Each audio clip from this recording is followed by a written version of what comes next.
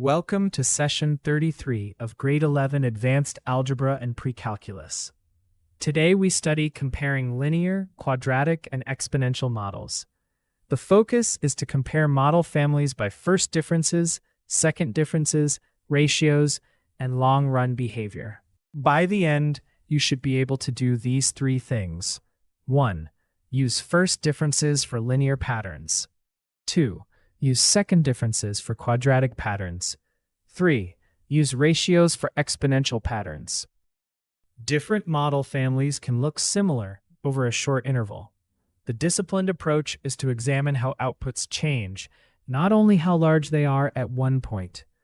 Linear models have constant first differences, quadratics have constant second differences, and exponentials have constant ratios. Suppose the y values for equally spaced x values are 2, 5, 10, 17, 26. The first differences are 3, 5, 7, 9. The second differences are 2, 2, 2, so a quadratic model fits. If instead the y values are 2, 6, 18, 54, 162, the ratios are all 3, so an exponential model fits. Long-run behavior also matters. A positive exponential function with base greater than 1 eventually outgrows any linear or quadratic model, even if it starts smaller.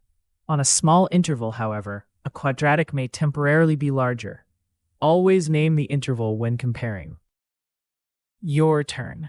The values 4, 9, 16, 25 have first differences 5, 7, 9. What type is suggested? Pause the video and solve it. Here is the solution.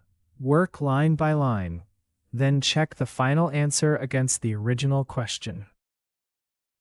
After the video, complete these three tasks. Copy the model from the lesson, solve each one fresh, and write one error log sentence about the mistake you are most likely to make. Let's recap. Linear models have constant first differences.